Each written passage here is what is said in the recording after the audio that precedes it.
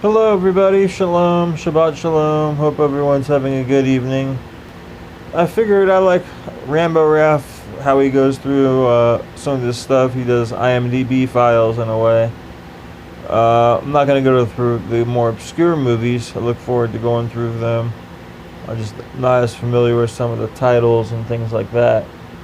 But the ones in major release from 1994, I figure I go through January of 94 first and then go from there.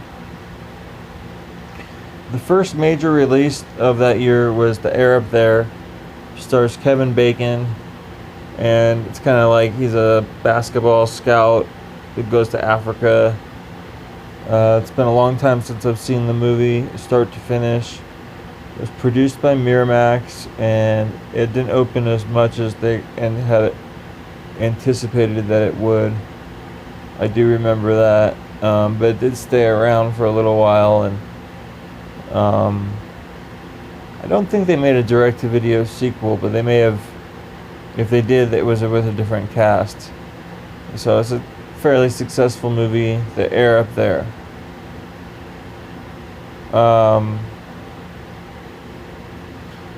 With Kevin Bacon. Kevin Bacon's in a lot of movies. For me, he's hit and miss in a lot of them. Don't really like his attitude about not acknowledging the Friday the 13th movies a lot of the time. And, since that Footloose movie flopped, I wouldn't mind them doing some kind of Footloose reboot now. I mean, of all these movies that have been rebooted, they might as well do that one. So that's The Air Up There. He goes and finds some basketball player, and I don't think it was Dikembe Mutombo, but it kind of looked like that. Some big African dude. And ends up bringing him to the NBA or maybe college. I'm not too positive about how that all went down. Next movie was starring Chris Elliott called Cabin Boy. It had David Letterman in a small role, famous talk show host. Cabin Boy only was released in like 600 theaters, so not much was expected of it, and it didn't achieve much. But I remember seeing another movie and then watching Cabin Boy, and really thinking it was quite funny. And then seeing it years later on cable and things, it's a very, very funny movie. Look forward to owning it one day. But that's Cabin Boy, released in January of 1994. House Party 3 comes out right in January, and it's, the era's passed a little bit, the House Party era, late 80s when they're filmed and then released in 90, and, the next one 91 or 92.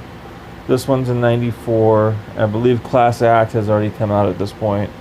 And Class Act, that was actually a really pretty interesting movie, I thought, always.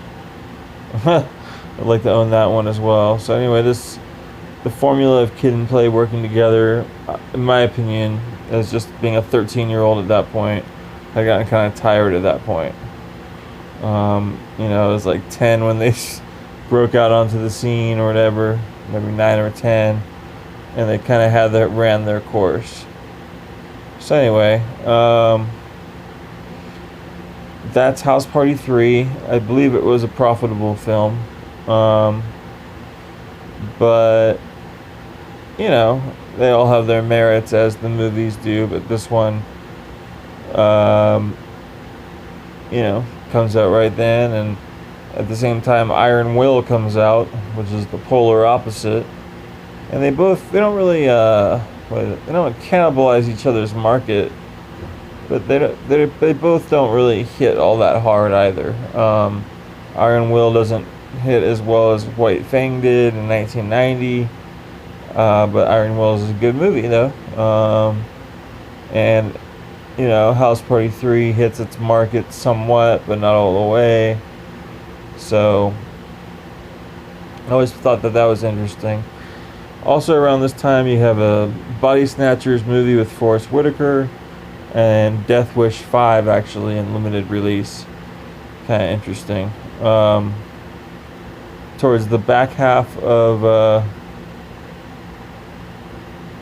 January of '94, you got a really good movie called Blink, a really underrated thriller starring Madeline Stowe and Aidan Quinn, reteaming them from Stakeout.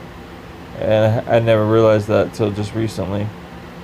I'd seen both movies, but didn't realize, it's a reteaming. Laurie Metcalf's really quite good in the film as well. Madeline Stowe kind of plays like Audrey Hepburn, Wait Until Dark type character, where she's blind, and someone's after her, and Laurie Metcalf can help, and Aidan Quinn's a cop that should help, but no one really believes her. It's kind of a long, complicated story. It's better than Jennifer 8.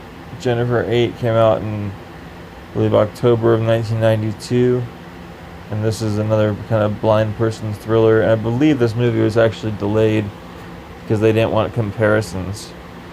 I'm not positive, but I think that Blink was supposed to come out prior to January of '94, because it was a pretty odd release. It just, this January dumping ground in '94. But what I like to see is how things have changed with movies and everything, but you still have your like MLK targeting black demographic movie like House Party 3, and you got this movie, you got that movie, etc.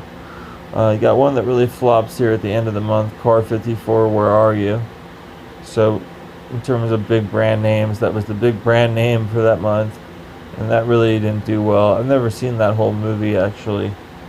In fact, of all the movies that were adapted from sitcoms or from TV shows, I would say that's probably the most obscure one that no one ever talks about, the Car 54, Where Are You adaptation. I mean, that's really interesting, actually. So that's how that goes. Last movie only released in one theater at that point, but probably one of the better movies of this month, Red Rock West, which starred Nicolas Cage. I believe it was directed by John Dahl. So anyway, those are the movies of January of 1994. I'll try to post something more about February of 1994. But I would say, yeah, Blink in January '94, that's probably the best one there. I saw that movie in theaters. And then I'd like to own it too, but it's just some really cool scenes. Madeline Stowe, after being in Unlawful Entry and all those kind of movies, she's given the chance to star and